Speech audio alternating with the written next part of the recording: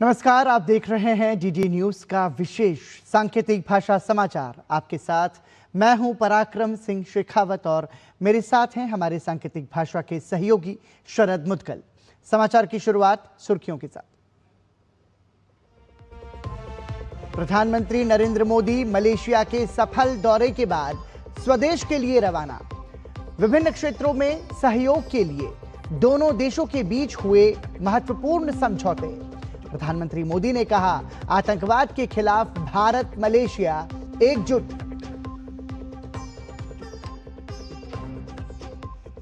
केंद्रीय गृह मंत्री अमित शाह ने छत्तीसगढ़ के रायपुर में की नक्सलवाद पर हाई लेवल सुरक्षा समीक्षा बैठक। छत्तीसगढ़, तेलंगाना, महाराष्ट्र और ओडिशा के नक्सल प्रभावित इलाकों की सुरक्षा स्थिति पर हुई चर्चा।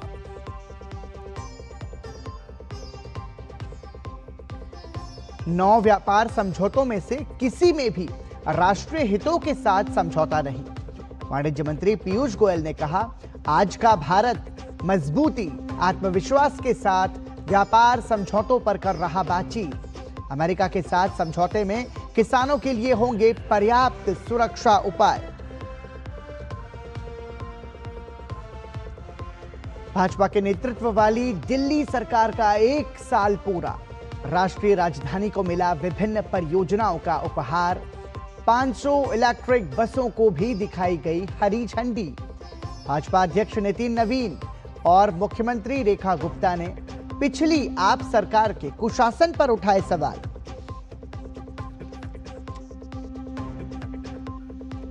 आईसीसी टी20 विश्व कप में आज न्यूजीलैंड ने अफगानिस्तान को 5 विकेट से हराते हुए जीत के साथ की शुरुआत।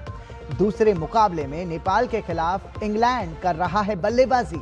शाम को श्रीलंका आयरलैंड होंगे आमने सामने।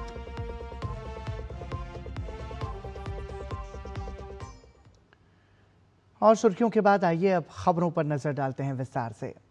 भारत और मलेशिया ने व्यापार एवं निवेश, रक्षा, ऊर्जा, उन्नत विनिर्माण तथा सेमीकंडक्टर जैसे उच्च प्राथमिकता वाले क्षेत्रों में अपने संबंधों का विस्तार करने का संकल्प लिया। प्रधानमंत्री नरेंद्र मोदी ने जोर देकर कहा कि दोनों पक्ष हिंद प्रशांत क्षेत्र में शांति एवं स्थिरता के लिए प्रतिबद्ध हैं। मलेशिया के प्रधानमंत्री अनवर इब्राहिम के साथ व्यापक वार्ता के बाद प्रधानमंत्री नरेंद्र मोदी ने आतंकवाद से निपटने के मुद्दे पर भारत के रुख को दोहराते हुए कहा कि आतंकवाद पर हमारा संदेश स्पष्ट है और इस पर कोई दोहरा मापदंड नहीं है, कोई समझौता नहीं। दोनों पक्षों ने सेमीकंडक्टर क्षेत्र में गहन सहभागिता के लिए एक रूपरेखा समझौते सहित कई प्रमुख क्षेत्रों में सहयोग बढ़ाने के लिए कुल 11 समझौतों और दस्तावेज पर हस्ताक्षर किए। प्रधानमंत्री नरेंद्र मोदी 2 दिवसीय मलेशिया यात्रा सफलतापूर्वक संपन्न कर स्वदेश के लिए रवाना हो चुके हैं।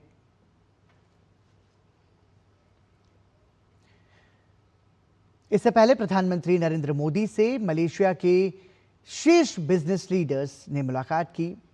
फिसन इलेक्ट्रॉनिक्स कॉरपोरेशन के संस्थापक सीईओ पुआ खेन सेंग ने प्रधानमंत्री से मुलाकात को यादगार अनुभव बताया। बर्जया कॉरपोरेशन के संस्थापक और सलाहकार विंसेंट टैन ची यियों ने भी मुलाकात प्रधानमंत्री से की और उसे बेहद ही महत्वपूर्ण बताया। उन्होंने प्रधानमंत्री के नेतृत्व की जमकर प्रशंसा की। खजाना नेशनल के प्रबंध निदेशक फैसल जाहिर ने भी प्रधानमंत्री से मुलाकात की। उन्होंने प्रधानमंत्री से भेंट पर बेहद खुशी व्यक्त की। पेट्रोनास के सीईओ टेंगकू मोहम्मद तौफीक ने भी प्रधानमंत्री नरेंद्र मोदी से मुलाकात की। उन्होंने प्रधानमंत्री से मुलाकात को बेहद महत्वपूर्ण पल बताया। वहीं अपने दौरे के दौरान प्रधानमंत्री नरेंद्र मोदी ने मलेशिया में आईएनए के सिपाहियों से मुलाकात की। इंडियन नेशनल आर्मी का भारत के स्वतंत्रता संघर्ष में महत्वपूर्ण योगदान है। इसका नेतृत्व सुभाष चंद्र बोस ने किया था।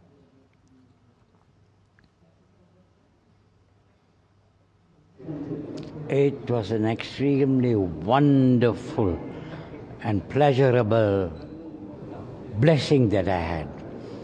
The Prime Minister was looking so young, and he could recollect the past of Netaji Subhash Chandra Bose, with whom I had the pleasure of meeting, and I was even garlanded by him. And we were talking about the progress of India since the early days, and I quite humbly congratulated the Prime Minister for being firm and developing India in many areas, caring for the villages of India, building toilets, taking care, providing for their health, and again then of course being strong, how strongly he is concentrating on the economic development of India and how it is progressing. केंद्रीय गृह मंत्री अमित शाह ने छत्तीसगढ़ के रायपुर में आज नक्सल प्रभावित क्षेत्र की स्थिति का जायजा लेने के लिए एक उच्च स्तरीय सुरक्षा समीक्षा बैठक की अध्यक्षता की। बैठक में छत्तीसगढ़, तेलंगाना, महाराष्ट्र और ओडिशा के नक्सल प्रभावित इलाकों की स्थिति पर चर्चा हुई। केंद्रीय सशस्त्र पुलिस बलों, राज्य पुलिस और खुफिया एजेंसियों के वरिष्ठ अधिकारी इस बैठक में शामिल हुए। बताया जा रहा है कि इस समीक्षा बैठक से नक्सल विरोधी अभियानों में और तेजी लाने का आह्वान किया गया है। गृह मंत्री का यह दौरा काफी महत्वपूर्ण माना जा रहा है, क्योंकि केंद्र सरकार ने नक्सलवाद को खत्म करने के लिए 31 मार्च 2026 की समय सीमा तय की है। इस समय सीमा की घोषणा खुद गृह मंत्री अमित शाह ने पिछले छत्तीसगढ़ दौरे के दौरान की थी।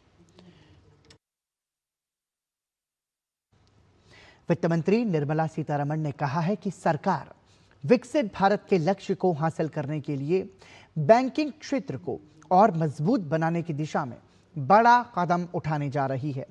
उन्होंने बताया कि जल्द ही विकसित भारत के लिए बैंकिंग पर उच्च स्तरीय समिति का गठन किया जाएगा, जो देश की बढ़ती वित्त पोषण जरूरतों को पूरा करने में सक्षम बड़े और सशक्त बैंक्स के निर्माण का रोड मैप तैयार करेगी। एक साक्षात्कार में वित्त मंत्री ने कहा कि विकसित भारत की परिकल्पना को साकार करने के लिए इंफ्रास्ट्रक्चर, उद्योग, मैन्युफैक्चरिंग और सामाजिक क्षेत्रों में बड़े पैमाने पर निवेश की जरूरत होगी।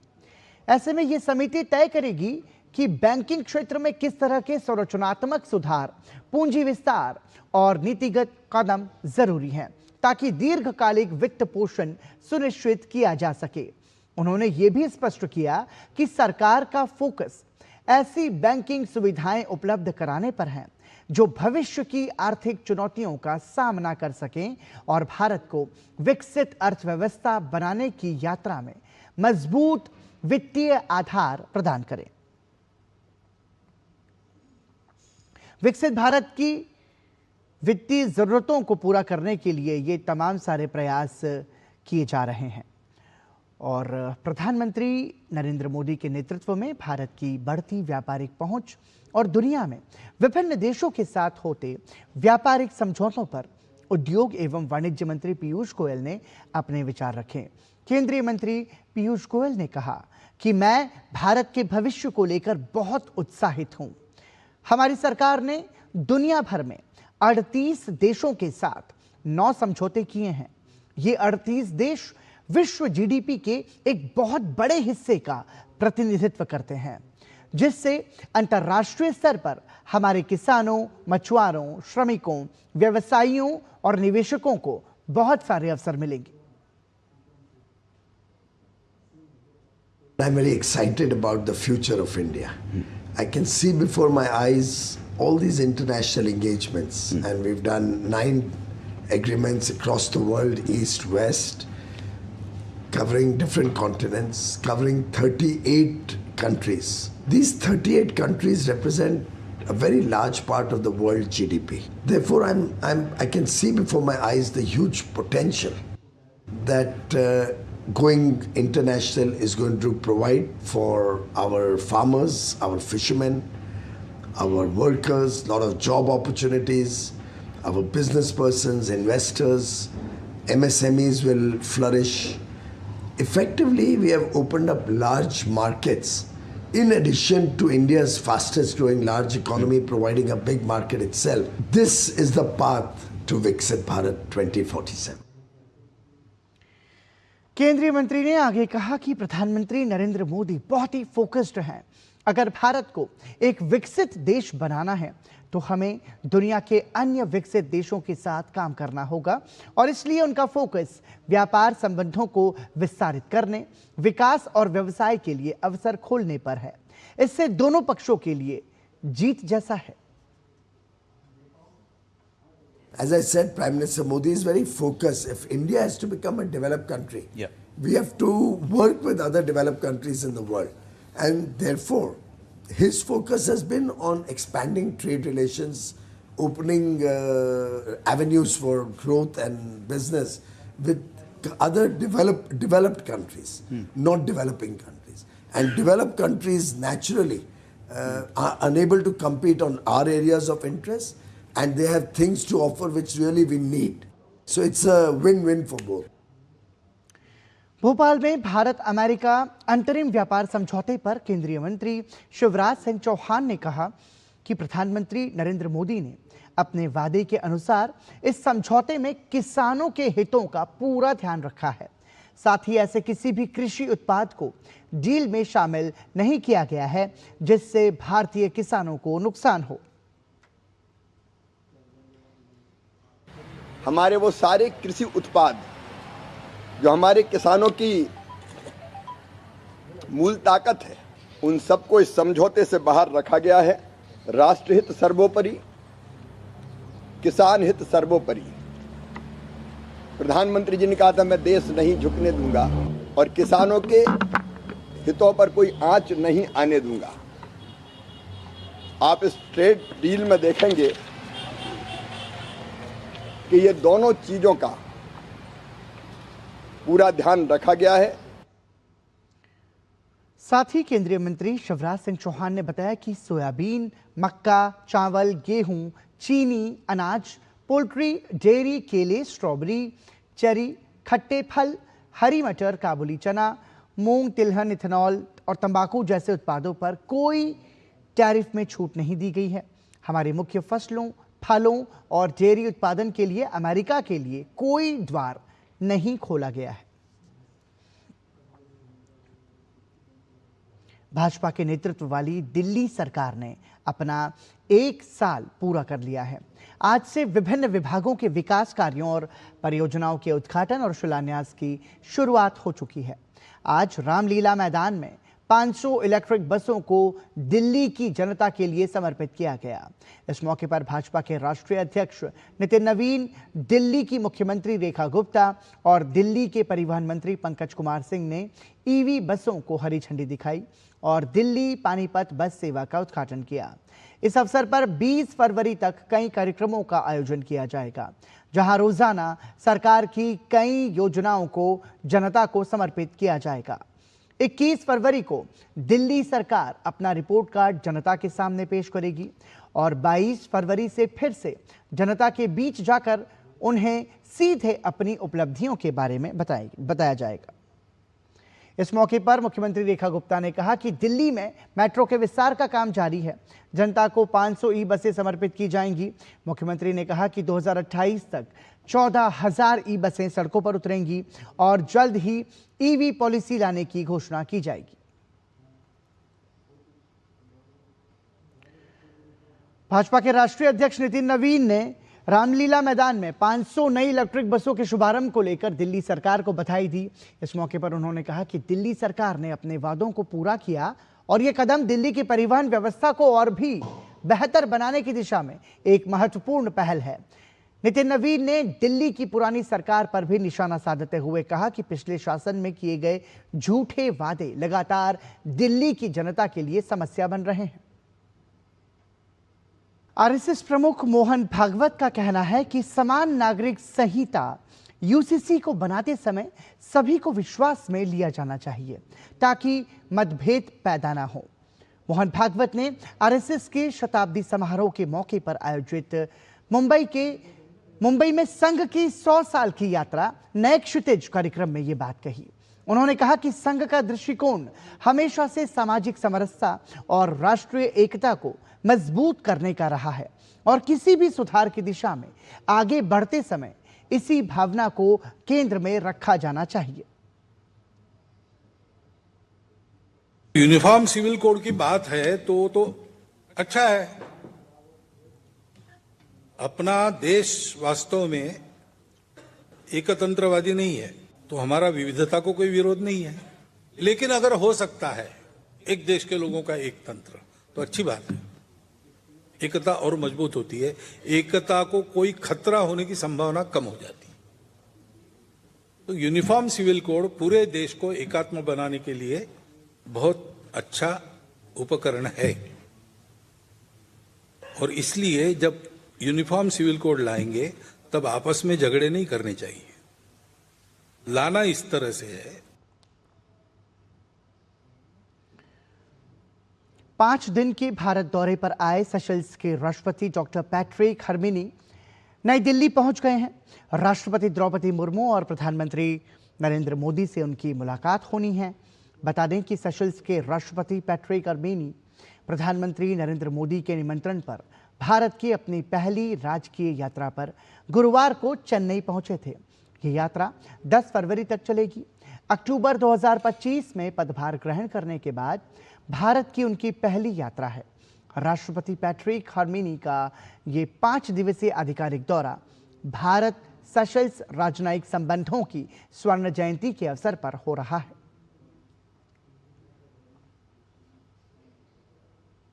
इससे पहले सेशल्स के राष्ट्रपति डॉक्टर पैट्रिक हर्मिनी ने मुंबई में महाराष्ट्र के मुख्यमंत्री देवेंद्र फडणवीस से मुलाकात की। इस मुलाकात में सेशल्स के विदेश और प्रवासी मामलों के मंत्री बैरी फॉरे, वित्त आर्थिक योजना, व्यापार और निवेश मंत्री पियरे लापोट्रे भी मौजूद रहे। वहीं दूसरी ओर मुख्यमंत्री देवेंद्र फडणवीस के अलावा मुख्य सचिव समेत अन्य अधिकारी मौजूद रहे। असम के मुख्यमंत्री हिमंता बिस्वा शर्मा ने कांग्रेस नेता गौरव गोगोई पर पाकिस्तान से संबंध होने के आरोप लगाते हुए कड़ा हमला बोला है। मुख्यमंत्री हिमंता बिस्वा शर्मा का आरोप है कि गौरव गोगोई कई युवाओं को लेकर पाकिस्तान दूतावास गए थे। अपने आरोपों को लेकर हिमंता बिस्वा शर्मा ने तस्वीर भी जारी की है। पूरे मामले को देश की सुरक्षा के लिए गंभीर खतरा बताते हुए गृह मंत्रालय से इसकी जांच कराने का फैसला किया है। ये फोटो, ये पिक्चर वायरल हुए कि हमारे असम का सांसद गौरव गोगोई जी ने ये युवा लोगों को लेकर पाकिस्तान एम्बेसी में चला गया और तब अब्दुल बसीत पाकिस्तान का हाई कमिश्नर था, उनका साथ काफ़ी देर बिताया और एक प्रकार से पाकिस्तान को लेजिटिमाइज करने का कोशिश भी हुए। ये जब पिक्चर देखा बहुत देर तक मैंने सोच के रखा था ये कोई फोटोशॉप है, but after 2-3 days Congress people started endorsing it. Then I realized that this picture is true. Then we open up the entire investigation because it cannot be in isolation. Faridabad police ने सूरजकुंड मेला परिसर में विशाल झूले tsunami के टूटकर गिरने के कारण duty पर तैनात एक निरीक्षक की मौत और 11 अन्य लोगों के घायल होने के मामले में झूला संचालक और उसके कर्मचारियों के खिलाफ प्राथमिकी दर्ज की है। इस मेले में कल शाम झूला टूटने से हुए बड़े हादसे में ड्यूटी पर तैनात इंस्पेक्टर जगदीश प्रसाद ने अपनी जान गंवा दी थी। इस घटनाक्रम के संबंध में थाना सूरजकुंड में हिमाचल फन केयर कंपनी के प्रोपराइटर मोहम्मद शाकिर और एक अन्य आरोपी नितेश निवासी मेरठ कैंट उत्तर प्रदेश के विरुद्ध गैर इरादतन हत्या की धारा के अंतर्गत मामला दर्ज कर गिरफ्तार किया गया है। पार्थ गुप्ता एमडी टूरिज्म के अनुसार मामले की जांच के लिए थाना सूरजकुंड की एक विशेष अनुसंधान टीम गठित की गई है। टीम द्वारा वैज्ञानिक पहलुओं के आधार पर मामले का अनुसंधान किया जा रहा है। वाराणसी पुलिस ने कोडीन कफ सिरप के अवैध कारोबार में शामिल 5 प्रमुख आरोपियों को गिरफ्तार किया है। ये सिरप का उपयोग अक्सर नशे के लिए किया जाता है और यह राज्य में बढ़ती अवैध ड्रग्स के कारोबार का हिस्सा है। पुलिस ने इन आरोपियों के पास से बड़ी मात्रा में कोडीन कफ सिरप बरामद किया है, जिसे वो अवैध तरीके से सप्लाई कर रहे थे। काशी जोन के डीसीपी ने बताया कि पिछले साल दर्ज अभियोग के बाद अब तक 18 से अधिक गिरफ्तारियां हो चुकी हैं। इनके द्वारा लाखों की मात्रा में कफ सिरप की फर्जी खरीद फरोख्त कर करोड़ों का व्यापार किया गया था। नेटवर्क के सभी सदस्यों को चिन्हित कर सख्त कार्रवाई की जा रही है। एनटीए यानी नेशनल टेस्टिंग एजेंसी ने नीट यूजी 2026 परीक्षा के लिए आधिकारिक तौर पर ऑनलाइन आवेदन आमंत्रित किए हैं।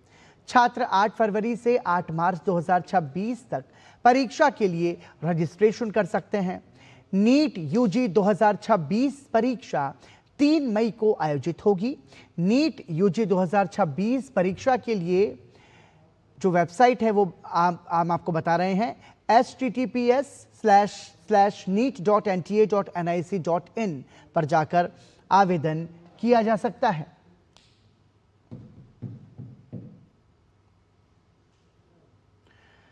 T20 क्रिकेट विश्व कप ग्रुप दौर के 5वें मुकाबले में इंग्लैंड और नेपाल आमने सामने हैं। इंग्लैंड ने टॉस जीतकर पहले बल्लेबाजी का फैसला किया है। ताजा जानकारी मिलने तक इंग्लैंड ने 4 विकेट के नुकसान पर 64 रन बना लिए हैं। वहीं आज ग्रुप दौर के एक अन्य मैच में श्रीलंका और आयरलैंड की टीम आमने सामने होंगी। यह मैच कोलंबो में खेला जाएगा। दोनों टीमों की कोशिश अपने अभियान का आगाज जीत के साथ करने की होगी। T20 क्रिकेट विश्व कप में आज खेले गए पहले मैच में न्यूजीलैंड ने अपने अभियान की शुरुआत जीत के साथ की है। टूर्नामेंट के ग्रुप डी में खेले गए मुकाबले में न्यूजीलैंड ने अफगानिस्तान को 5 विकेट से हरा दिया। अफगानिस्तान ने पहले बल्लेबाजी करते हुए गुलबदीन नईब के अर्धशतक की मदद से 20 ओवर में 6 विकेट पर 182 रन बनाए थे। न्यूजीलैंड ने 17 ओवर और 5 गेंदों में 5 विकेट पर 183 रन बनाकर जीत दर्ज कर ली। न्यूजीलैंड के लिए इस मैच के हीरो सीफर्ट रहे। सीफर्ट ने 42 गेंदों पर 65 रनों की दमदार पारी खेली, जिसमें 7 चौके और 3 छक्के शामिल हैं।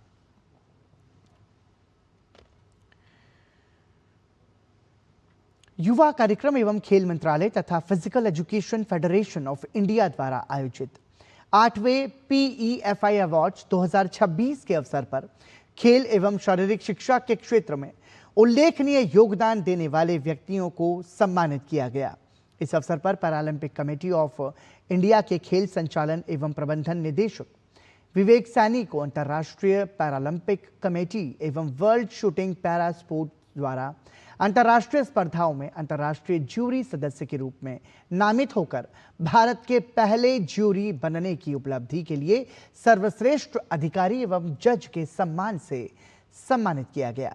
वहीं भारतीय पैरा शूटिंग टीम के राष्ट्रीय राइफल कोच जीवन लाल राय को पैरा एथलीटों के प्रशिक्षण, तकनीकी मार्गदर्शन एवं प्रदर्शन वृद्धि में उत्कृष्ट योगदान के लिए पैरा एथलीटों हेतु सर्वश्रेष्ठ कोच के सम्मान से नवाजा गया। और इसी के साथ ही GT न्यूज़ के विशेष सांकेतिक भाषा समाचार में अभी के लिए इतना ही। मुझे और हमारे सांकेतिक भाषा के सहयोगी शरद मुदगल को दीजिए अनुमति। नमस्कार।